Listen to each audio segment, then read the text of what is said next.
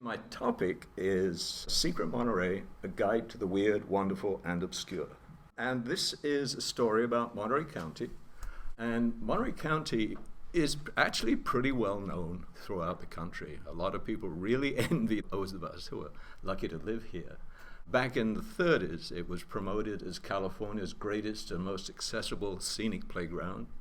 The Salinas Valley is the salad bowl of the nation, as we all know. 70% of the lettuce, 60% of the strawberries, and everything else right through the zucchini. 70-mile drive, widely promoted as one of the best road trips in the USA. And Highway 1 through Big Sur, of course, sees more visitors than Yosemite every year, to its detriment, as many of us would think.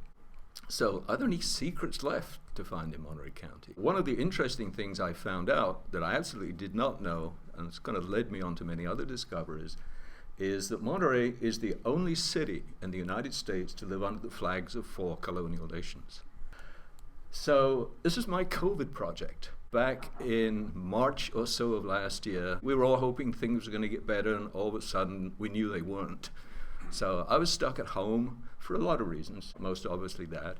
And I spoke to a friend of mine, Ruth Carlson, who did this book on Secret San Francisco. And there's a whole series, Secret Los Angeles, Secret New York. Another friend has done Secret Sonoma. And they said, hey, this is the perfect project for you. You know the place, you're stuck there. You can probably even still drive to the places if you need to check things out. And so I created, with this publisher, just over 80 vignettes or short stories on little known and underappreciated aspects of the county. I mean, many of the things I touch on, of course, are very famous, but if you dig into anything, there's stuff that perhaps you didn't know and makes it much more interesting to have that background. So I've explored and photographed every location in the book, and I continue to be excited about uncovering unexpected people and stories about this county. The book is actually divided into 84, 85 little stories. And on the left, you can see I went sort of from north to south and then in the valley and north to south. And each of those tell you how many stories there are on each little place. I was only allowed 84. I came up with 150 candidates. So whittling it down, and then I've managed to put a lot together into each story. So most of them are buried here one way or another. One of the most challenging things about doing this book, of course, is usually when you work on anything, you want to get your hands on every possible piece of information. You want to go to the library. You want to go to the bookstore. You want to go to the archives in the museum. They're all closed. Nothing was available. So this book relied totally on my notes, my memory, phone calls to friends, and that indefatigable distributor of everything that's totally accurate, the internet. So I'm sure there's a few errors in here and a few things that are out of date because the world changes so quickly. So please bear with me. This is what a typical vignette looks like. There's a clickbait title up the top that's supposed to draw you in. The publisher demands that you ask a question to, again, try to draw people into the text, get them to read it. There's a little kind of standout block on each page, which tells you what it is, where it is, how much it costs to get in, and some other kind of general piece of information. And then a little place at the bottom of each page where you can plug in something that is kind of interesting but didn't directly relate to the text and the thought to carry away. The book is printed in black and white, but there is a nice kind of centerfold of some of the pictures, though obviously all the originals were in color in the center of the book. And so let's start our journey through Monterey. Blueprint for rock festivals. How many of you attended the 1967 pop festival in Monterey? Yeah, I was a year late. I arrived in 1968, and I saw the copy of it that was done at the Santa Clara County Fairgrounds, and the most impressive memory I have from that is watching Janis Joplin for 20 minutes from 3 feet away. It's fascinating. But the point of this is that this was a very unusual festival. In fact, it was called a pop festival at the time, not even a rock festival. And it was put on, all the bands played for free, and all the money, the profits from it went to charity. It became a model that Woodstock and many other festivals have later followed in terms of how to organize it, how to promote it. And one of the things that is best remembered from that festival is The Who, relatively unknown group at that time from England. The Who was making their first major presence known in the US and wanted to put on a big show so everybody would remember them, it would get written up in the papers. And Pete Townsend famously destroyed his guitar to lots of explosions, and jams it into the amp. I'm thinking, oh, they'll remember that. Jimi Hendrix, in a similar position, well known in England at that time. He went to UK and became quite famous, came over here, no one knew who Jimi Hendrix was. So he had to one-up the Who, and what he did is he got out a whole bunch of lighter fluid, poured it on his guitar, and burned his guitar at the end of the show. And actually the cremains of that burnt guitar sold for $375,000 at auction not too long ago. Where Zombie Worms Dine in Whalebones was a title that sort of really dragged me in. I can't remember where I found that. Whalebones is the bottom of that giant canyon in Monterey Bay. And that begins just off Moss Landing and reaches down to about 16,000 feet below sea level. And actually the walls of the canyon are just about 12,000 feet high, a little less than the walls of the Grand Canyon at its deepest, but so give you a sense of the scope and size of that big hole out of the bay. And the Monterey Bay Aquarium Research Institute explores these depths using remote operated vehicles. And there's one called the ROV Doc Ricketts, named after Ed Ricketts, the marine biologist, is carried on a boat called the Western Flyer, which was the boat that Ricketts and Steinbeck explored the Sea of Cortez on. And they are, in fact, getting a much newer, fancier boat next year, I understand.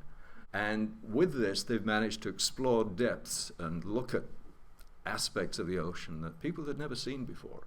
And they found some really unique species down there. And one of the most interesting ones is this Osedax tube worms that they call zombie worms that survive on a diet of decaying whale bones, which apparently litter the ocean floor.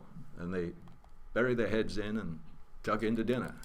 And Mbari has basically used a lot of the research to inform and help develop the new exhibit that opened just a couple of months ago. I haven't seen it yet, but I'm fascinated to go take a look.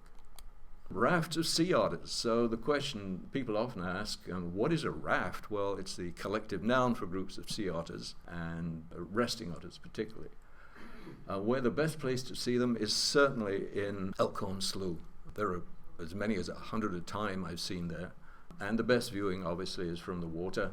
This is one of those safari boats that go through. As you can see, you're just inches away from a great raft of sea otters. Several of those carrying little babies on their chest. It's really a fascinating sight to see.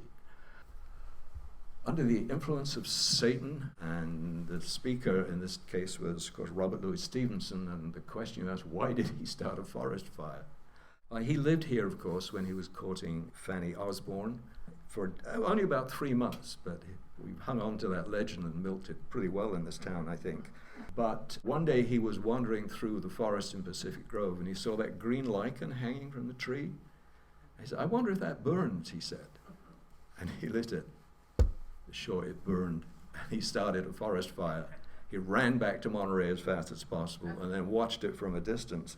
And in a letter he wrote to a friend, he said, I must have been under the influence of Satan. Yesterday I set fire to the forest, for which, had I been caught, I should have been hung out of hand to the nearest tree. I have run repeatedly, but never as I ran that day. And I love the alliteration. The purple pipes produce productive pastures. Struggled to finish that one time. But, so why are these irrigation pipes purple? A lot of people have asked me that. I had to go dig this up.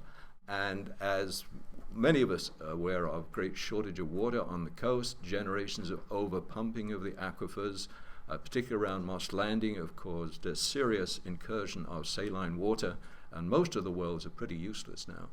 And Monterey One Water put together a reclamation plant here and cleaned the water sufficiently for agriculture. Not at that time to put back into the water system, and it's delivered to farmers through these purple pipes, so they know the source of the water, and you know that it's not water you should drink directly. And it's kind of interesting. Apparently, there's still a bunch of good stuff left in the water for plants, nitrogen, phosphorus, potassium, and micronutrients, that the farmers are happy to pay a little bit more for this water. So, of course, the technology is now capable of producing water safe for drinking standards. We're beginning to see that now introduced into the aquifers. So this is the desalination plant. This is the luscious strawberries that result from the work. The story of Dennis the Menace is, I think, fairly well known in town. Hank Ketchum worked on many imaginary characters at Disney and other places, and was living in Pebble Beach. And one day his wife burst into his studio and said, "Your son is a menace."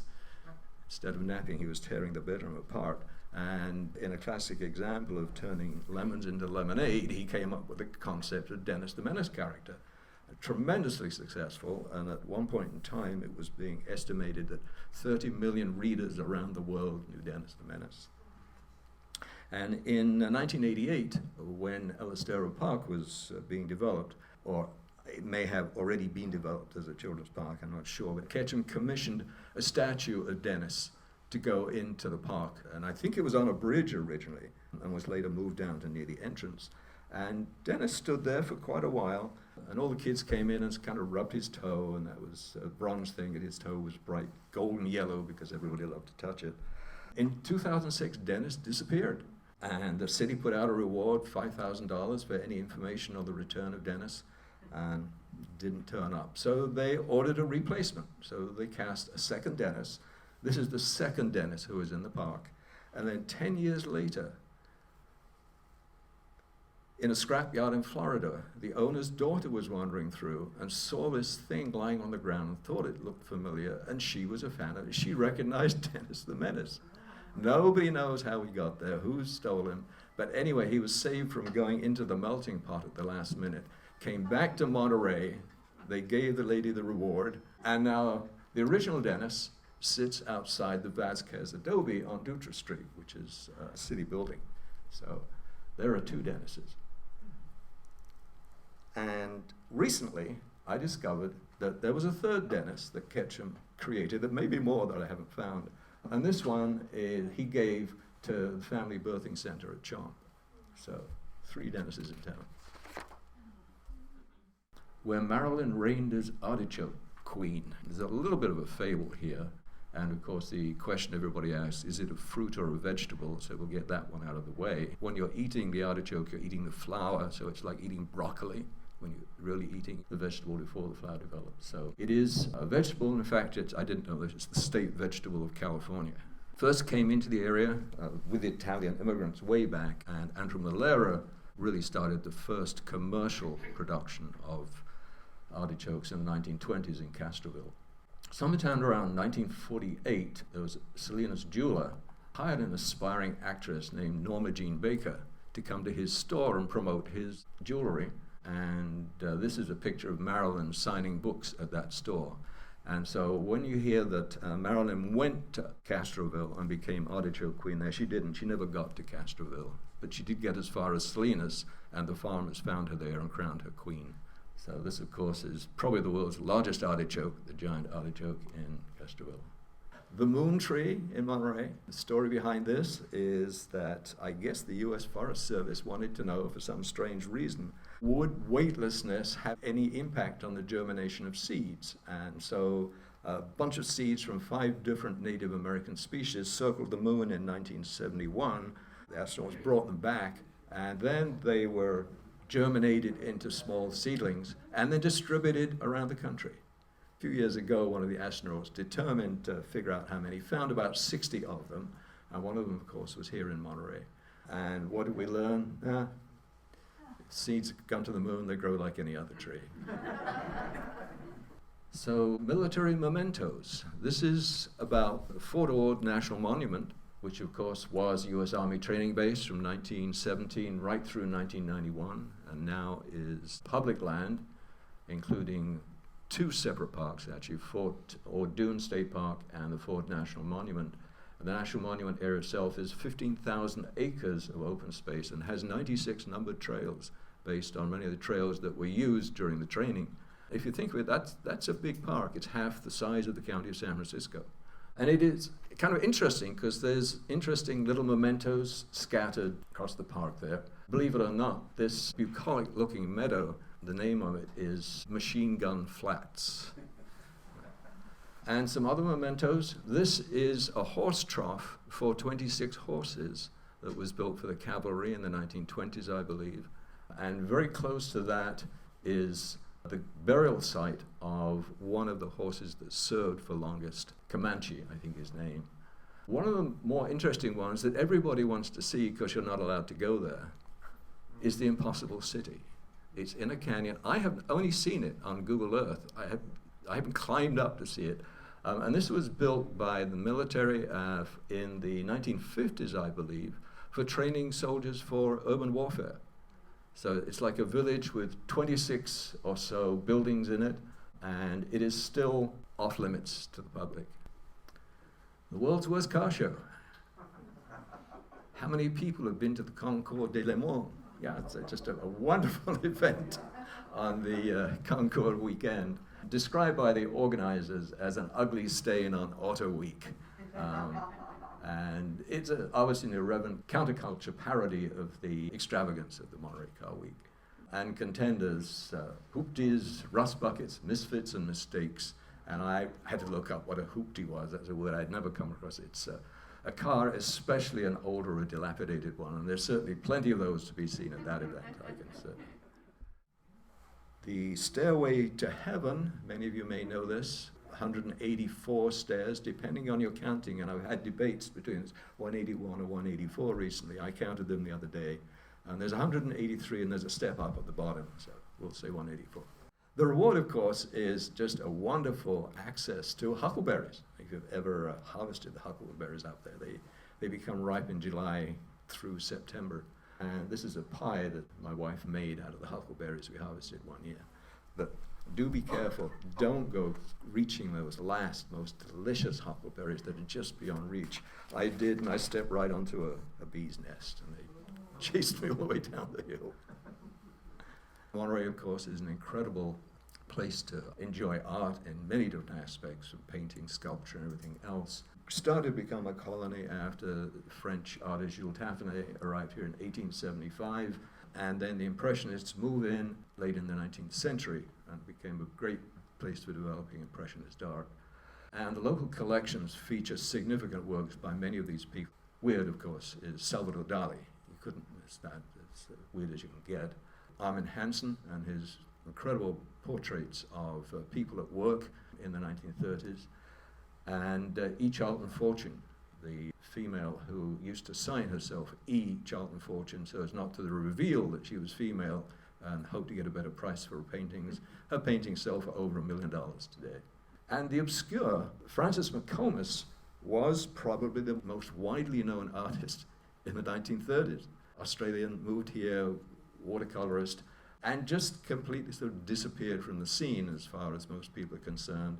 And last year, the Monterey Museum of Art held the first retrospective of his work since 1939. And he also did a couple of big murals which are in the Naval Postgraduate School. This is on one of the walls in the lobby.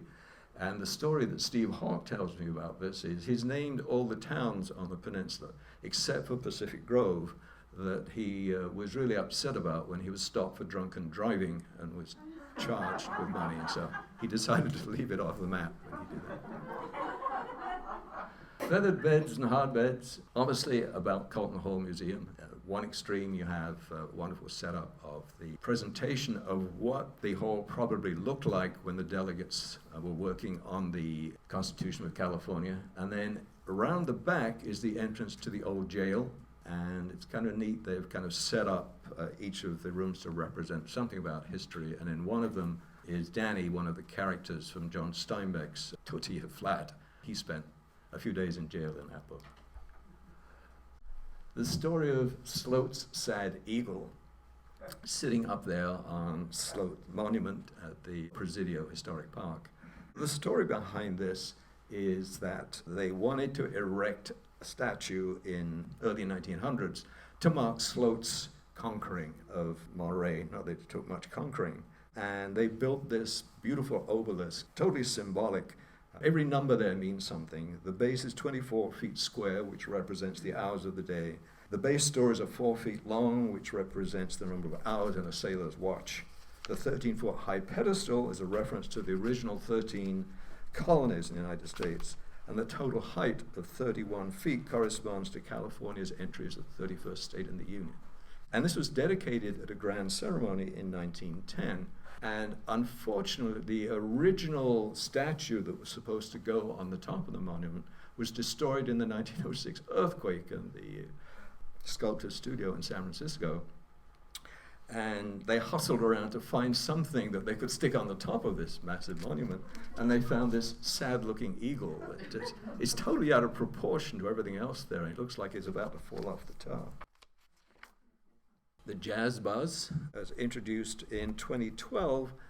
The idea was to provide distinctive buses that could get access to some special ramps to allow them to get in front of other traffic. So there are a number of ramps where they can go, where cars can't go, and get right up to the beginning of the lights, and the driver can control those lights to try to speed the buses through. The original intent was to try to come with some kind of rapid transit system. They decided that was just far too expensive. So this is Monterey's attempt at rapid transit.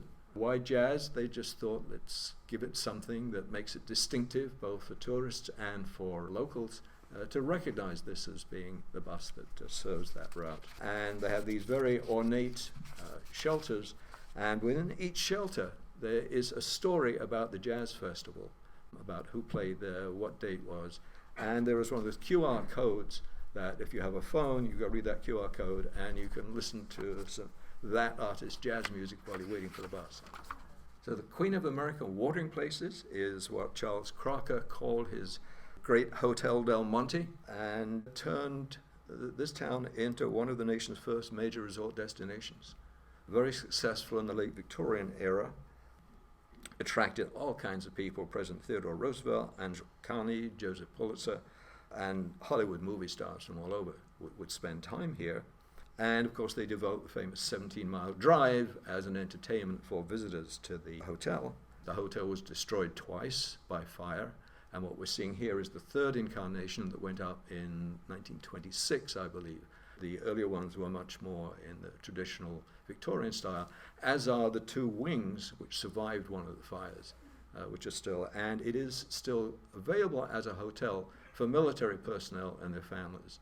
But one of the early features of one of the first incarnations of the hotel was an art gallery. Many of the artists who lost their studios and lost their places to sell their art during the earthquake displayed their art here, and it became a very popular place and sort of introduced the idea of art as an investment and art as decoration, and was very successful. So it showcased artists and brought California art to the attention of much of the world. Another aspect of the hotel were the grounds. As a railroad baron, Crocker could send for almost any plants he wanted to be planted, and a German-born architect, Rudolf Ulrich, who was already quite well known, he developed many of the fancy gardens up in the San Francisco Peninsula, and he came down here and turned the whole of the estate into a fantastic showplace of plants from throughout the world.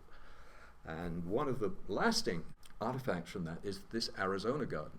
As again, as I said, as a railroad baron, Ulrich was able to command a bunch of railroad cars, go down to the desert, and come back with multiple carloads of giant cactus and all other kinds of things that you couldn't just go around to your corner nursery at Home Depot and plant, obviously.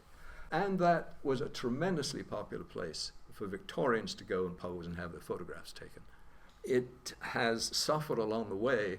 The Navy, of course, took over the Del Monte Hotel in about 1941, and they found it rather inconvenient to have to drive around this garden, so they carved a road right through one edge of it. And it suffered over the years, but every now and then a bunch of volunteers get in there and restore the garden and make it look something like the way it did in the old days. Difficulty here, of course, is that, again, there is no easy access for the public. There are occasional open days, or if you've got a friend who is in the military, you can go in and take a look at the garden and take a look at the hotel. Royal Presidio Chapel, what is now known as the San Carlos Cathedral. And this building is unique in many ways. It's the first known architecturally designed stone building in California, actually designed in Mexico City to be built here. It is the oldest continually functioning church and the first cathedral in the state of California. And it's really the only structure left from the Presidio days within the bounds of the old Presidio.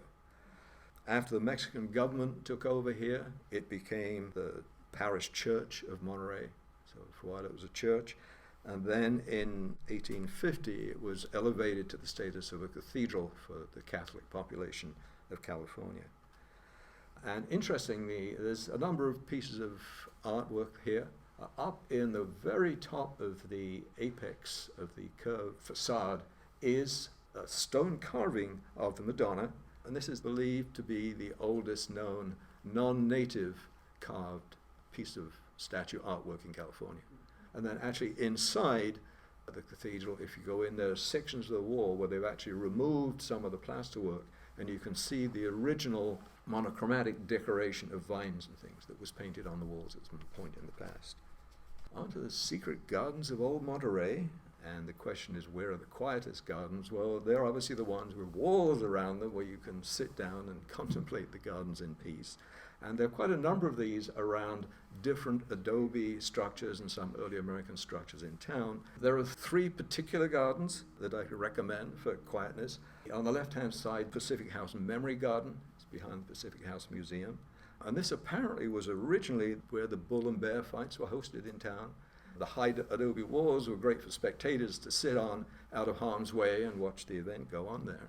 In about 1926, it was owned by David Jack's daughter, and she hired the Olmsted landscape firm to make it for more peaceful uses as a tea room and for merryender and other parties. On that note, this year is 200th anniversary of the birth of Frederick Law Olmsted, who was probably one of the famous landscape architects in the United States. He did Central Park. He wanted to do the park in San Francisco, but they turned his down. William Ham Hall did that instead. Another garden is the Larkin House Garden with the Sherman Quarters here. Nice, quiet place. This garden was actually developed in the 1920s. So none of the gardens that you see are the original Spanish gardens. The original Spanish gardens were hard scrabble places where if they were lucky they grew a few veg. People developed these with more modern ideas and romantic ideas of what Monterey might have looked like back in the old days. And then the Robert Louis Stevenson House has an interesting garden at the back that you can see.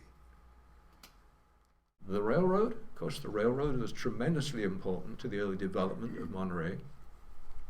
And you know, you could get faster from San Francisco to Monterey in the Victorian days on that train that you do today on a normal commute day in town, and with much less stress. There are still pieces of that railroad left. The last train left Monterey, I believe, about 1979.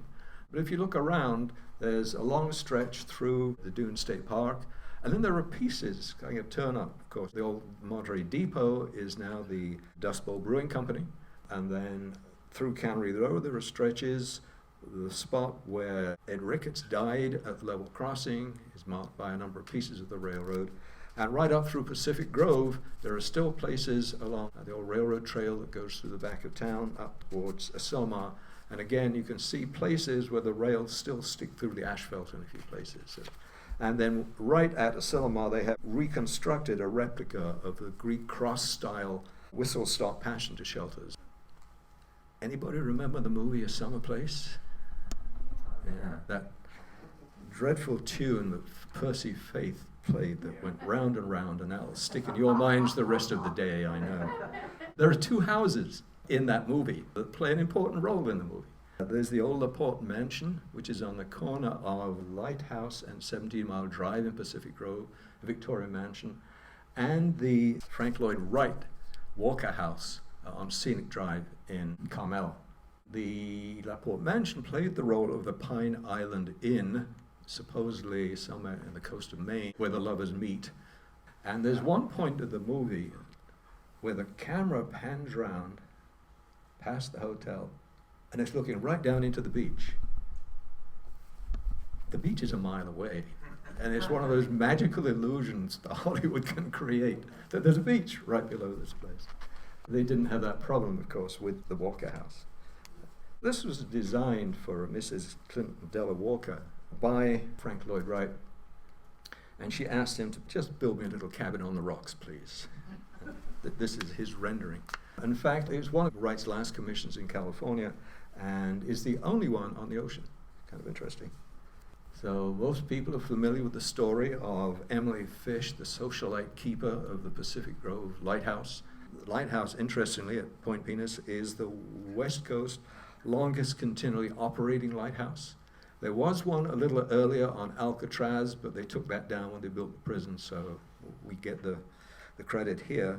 And it had 2 female lightkeepers in its time, again, which is pretty unusual. The first one was Charlotte Layton. Her husband was appointed lighthouse keeper, but he was recruited to join a sheriff's posse to go chase somebody in the mountains and died in the fracas there. So she took over his role and served as lighthouse keeper for about 5 years. And then Emily Fish was actually appointed lighthouse keeper in 1893, and she served in that role until 1914, and she was known as the socialite keeper because she loved to have important people from town come and join her for Sunday tea in the little cottage at the lighthouse. And reading her log gives fascinating insight into what was going on over the period of time. There's the entry on April the 18th, 1906, of course, the day of the earthquake, goes something like, at 5:13 a.m., violent and continued earthquake shocks jarred the lens, causing it to bend the connecting tube and loosen the lens. Telegraphic and telephonic communication obstructed beyond Salinas and Pajaro. Del Monte Hotel wrecked by falling chimneys, 2 guests killed. So, the magic carpet at Perkins Park, now in glorious bloom. And who was Hayes Perkins? Perkins was an interesting character. He was, as a young man, he ran away from home after abuse by his father, didn't complete high school, encircled the world 10 times, I think, in search of manual labor. So he literally worked his way around the world, from copper mines and the silver mines in Congo. He worked on Hearst Castle as a laborer. He chose Pacific Grove to retire to because it's the only place he could find that still didn't allow alcohol in town, and he was a teetotaler. And he lived just by Lover's Point, and looking out of the window one day, he saw all these kids playing on the bluff in the Poison Oak, and said, hey, I'd better clear that out so the kids have room to play. And over the next 14 years, he cleared the Poison Oak completely for a mile up as far as the Esplanade, almost single-handedly. He did get a little help towards the end. Eventually got permission from the town that it was okay to do this. And he planted this incredible non-invasive ice plant, which has this beautiful purple flower and a very strong scent to it, which comes into bloom every spring. Actually, the garden was a lot more exotic than this now. You can see the one on the left. There's an article I wrote for Eden magazine, and that picture was taken from National Geographic. So this place was really famous. In fact, for 5 months, there was a 60-foot wide color transparency in Grand Central Station in New York, of the gardens here, as a promotion for Kodak and the brilliance of their film. After Perkins passed away, the place started to fall into disrepair, particularly during hard economic times when all the gardens and everybody in the city was laid off. And more recently has been a very strong volunteer effort led by the city and by folks that live nearby. And the city now has committed one person full-time, basically, to try to keep it in good shape. So, where otters and whales play in the park, this is Berwick Park in Pacific Grove, which is to the east of Lover's Point, narrow stretch of grass. And there are a couple of statues down there. Early on, the statue of the sea otter and mother was placed there by the Rotary Group, made by an artist called Christopher Bell, and he also crafted the butterfly cage which stand in front of the post office in Pacific Grove, if you're familiar with those. And then more recently, there were 2 large old cypress trees that were in bad shape, fell over in a storm. The city just cut the tops off, and there were these 2 pieces sticking out of the ground, and somebody walked by and said, hey, those look like breaching whales. And so Rotary and the Chamber of Commerce got together, hired a chainsaw artist who carved them into these whales. The original plan was to leave them in their natural state and just have them go the kind of ashen color that wood typically does around here, but they were such bad rotted shape inside that he had to do so much patching and filling and hole filling that he decided to paint them. Initially it looked more like orcas. The second rendition does look a bit more like a breaching whale, but there were quite a lot of residents that thought it Disneyfied Pacific Grove too much, and they wanted them cut down. Today they're probably one of the most popular tourist spots to stop and have your photograph taken in Pacific Grove. Jay's Butterfly House. How many people have seen this? Yeah, a few. This is on 309 9th, and This was started out by a guy by the name of J. Jackson. We only know his name as the initial letter J. I don't know whether that's what he was christened or that's what he insisted on using. But his wife was suffering, I think, from some kind of eye retinitis pigmentosa and was losing sight. So he put a very colorful butterfly in the front yard that she could still see. And she liked it so much, she made a couple more. And even the neighbors liked it. So over the next 20 years or so, he covered this house in these butterflies. And it's kind of world famous on the internet now. And sadly, last year, when we had 0 butterflies registered, the whole of California only had, 1,914 monarchs formally spied in the state last year. 0 in Pacific Grove. If you wanted to see butterflies last year, go see Jay's house, or anywhere else in Pacific Grove where there are. Luckily this year the count was up to 17,000. Will it continue? Who knows? Another story I dug into was the story of Gary Kildall's development of the first successful personal computer operating system in Pacific Grove back in 1974. And the story goes that he sold a copy to Bill Gates, so Gates could sell his BASIC with an operating system. And then when IBM decided they wanted to come out with a PC, they wanted Gates's BASIC, and they assumed that Gates owned the CPM operating system. And Bill said, no, that's not mine. You need to go see Gary Kildall down in Pacific Grove at Digital Research. He developed that. And he actually did call Kildall and say, there's some guys coming down to see you tomorrow. I'm not allowed to tell you who they are. I've signed to secrecy. But you need to be there and meet with them. And Gary said, well, I've got important customers. I was flying up to meet my best customer in San Francisco, but I'll be there after a while. Well, IBM turns up on the front doorstep next morning, insisted on signing this non-disclosure agreement that said, you tell us everything about your company and we can't tell you anything about why we want to know it. And Dorothy Kildall, who's his wife, said, I can't sign that. Anyway, over several hours, they negotiated something acceptable. Gary arrives in the afternoon. They had a very productive conversation. But IBM basically wanted all the crown jewels of digital research for $250,000. And he's got a nice $5 million business going, and basically he would have to give it away to all these other customers. He said, I can't do that, but I'm sure we can work something out. They left that day back to Florida, which is where the IBM base was. Gary actually flew back with them. He hadn't planned that, but he was going sailing in the Caribbean. And he thought he had a handshake deal. He gets back home after 2 weeks and said, okay, where's the IBM deal? Nothing going on. Calls up IBM, and they say, sorry, we found something that'll work for us. Gates found it for us. And basically, there's a little company called Seattle Computer Systems, I think. They had done a clone of Gary's software. They sold it for Gates for $10,000. And Gates didn't care about the operating system. He wanted to sell BASIC. So he gave it to IBM almost for free. And Kildall gets aware of this, says, I can sue you, but I can't afford to sue IBM. But rather than kick up a lot of fuss, he agreed to a deal where IBM would offer both operating systems as part of the personal computer. And what they didn't tell him, they were going to charge $70 for MS-DOS and $250 for CPM. So we all know who the winner in that race was. So the story then came around that Gates actually spread that, oh yeah, Gary lost the business because he was out flying the day IBM came. And that's the story that has stuck. And that's why he's not rich and famous. Actually, he was rich. He wasn't terribly famous. So that's the story of how Bill Gates started MS-DOS out of a clone of Gary Kildall's software here in Pacific Grove. And Gates actually had got together with Kildall and said, why don't we start a company together and we could do it here in Pacific Grove?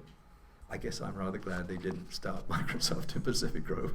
It would not be the same today, would it? How many people know about the flagpole skater at the top of Holman's? There's a few of you. When Holman's expanded the building, apparently he wanted to attract a lot of attention. So he hired a Mr. X who was a flagpole skater. He would put this little platform up on the top of the flagpole, on top of the building. He would skate around and around there. And his record was 50 hours skating on this thing. Anyway, he goes up there, he skates for 51 hours, breaks his record, No one is able to find out who this mysterious Mr. X was. And in fact, Steinbeck took the idea and has it built as one of the chapters in Cannery Row. And the most important question that everyone was asking, of course, down in the crowd is, when did he go to the bathroom? The Vagrant Hotspot is a spot down near the end of Point Penis where the Audubon Society carry out a Sea Watch initiative every October. They hire groups to just count the seabirds and the sea population so they can see how much it changes from year to year and get a trend. And is apparently one of the most important observation posts for pelagic species in the United States. Pelagic birds are those that spend most of their time on or over the sea, and they count typically about 250 different species every November through here. It's also known for its diversion of vagrant visitors. Vagrants are birds that have lost their way. They're migrating and they've either blown off course or they didn't have the right GPS signals or whatever, and they end up just totally out of their normal habitat. And every year there's something that just doesn't belong here arrives. It's got to be kind of sad because there's no mates, they don't know where they are, the foods they eat are probably aren't here. There is now a plaque down, just went up last year, where they do the Sea Watch. This was, I think, a white-faced ibis that usually lives in Texas and Florida. How it ended up here, don't know. So, who invented Monterey Jack? There are all kinds of stories, and I've just dredged up a few of them here. Actually, the Romans created a semi-soft cheese, very similar, which they took to the island of Majorca with them when they claimed that land. And it's most likely that Junipero Serra knew the recipe or was aware of that cheese when he arrived to the mission system here. And it became a fairly well-known product. Everybody was making this cheese. So Jack's was actually buying cheese from a number of people, and it was sold through his store and exported, and it became known as Jack's Cheese, is when the local name came from. There was a family, the Baronda family in Carmel Valley, claimed that Jack stole the recipe from him. He probably actually bought the cheese from him. And Sam Morse, the founder of Pebble Beach, offers a totally different version of the story. He claims it was a Swiss-Italian dairyman, and he had a process that used house jacks to squeeze the cheese tight and get the liquid out of it. Empty Mansion, of course, is a favorite song of gospel singers who can't wait to get to heaven. But in Carmel, you can somehow figure out a way you can own an empty mansion in Carmel. This is a property that was built about 1924 by a well-known San Francisco architect for Paul Flanders and his wife. Tudor style-ish in some of the finishings. And the place was a very early building, totally made out of concrete blocks because they were worried about fire prevention. When the heirs tried to use it for some purpose, the city didn't allow that. And eventually the city of Carmel ended up buying it from the heirs, and this was back in 1972.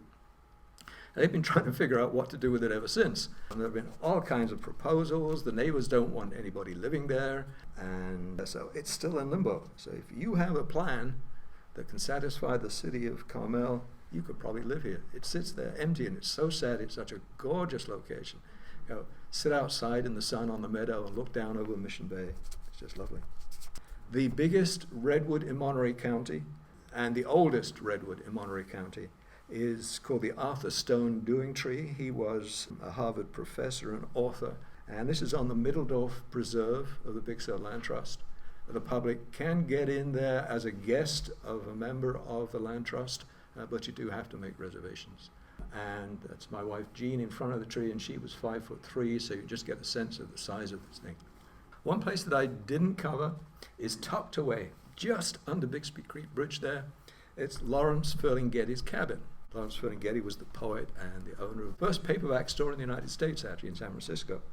And he let Jack Kerouac live there in the 1960s. And Kerouac was there on an alcoholic haze for about 6 months, I think, and basically turned that into the story Big Sur that he wrote. But don't try to go down there. The landowners are very protective, and you might get in a spot of trouble. So, my book was supposed to be published on April 1st, and we always joke that must be a joke. It turned out not to be a joke because the books were rejected by the publisher for bad quality and were reprinted. And so that nice big article in the Herald came out several weeks too early. I set up a number of talks, including this one. But this is okay because I got my delivery of books last week. They will be in bookstores at Bookworks, Downtown Book and Sound, and River House. All have books on order. I checked yesterday. Their books are all in a warehouse in Tennessee. So a couple of weeks they should be available from bookstores and from Amazon. So thank you so much for listening. And if you want to know more, let's talk about it.